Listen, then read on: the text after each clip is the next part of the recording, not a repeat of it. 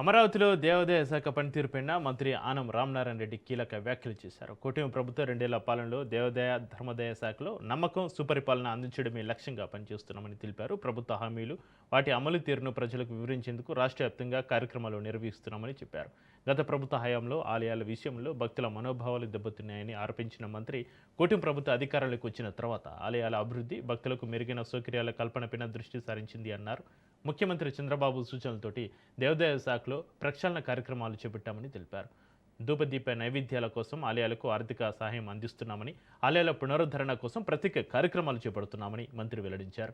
TTD సహకారంతో దేవాదాయ శాఖ పరిధిలో 5,000 భజన మందిరాల నిర్మాణానికి ప్రణాళిక సిద్ధం చేస్తున్నట్లుగా తెలిపారు. 2027 జూన్ 26 నుంచి జూలై 7 వరకు జరిగే గోదావరి పుష్కరాల నిర్వహణకు ఇప్పటికే కేబినెట్ సబ్ కమిటీ ఏర్పాటు చేసినట్లుగా మంత్రి ఆనం రామనారాయణ రెడ్డి వెల్లడించారు.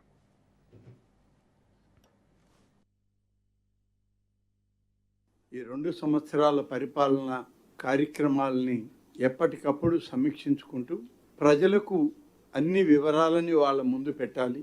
చేసినటువంటివి, చేయబోయేటువంటివి కూడా ప్రజల సమక్షంలో ఉంటే అనేక సూచనలు, సలహాలతో మరింత పరిపాలన వేగవంతం కావాలి అనేది ప్రభుత్వం యొక్క ఉద్దేశం, ముఖ్యమంత్రి గారి యొక్క ఆలోచన.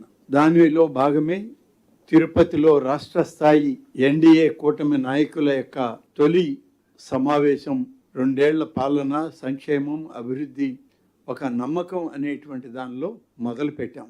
శాసనసభ సభ్యులుగా శాసనసభ నియోజకవర్గాల్లో కూడా ఈ కార్యక్రమాలు నిర్వహించి ఆయా ప్రాంతాల్లో ఏమి జరిగాయి, ఏమి జరుగుతున్నాయి, ఏమి హామీ ఇచ్చాం, ఆ హామీలని ఎలా నిలబెట్టుకుంటున్నాం అనేటువంటి విషయంలో చాలా స్పష్టంగా ప్రజల మధ్య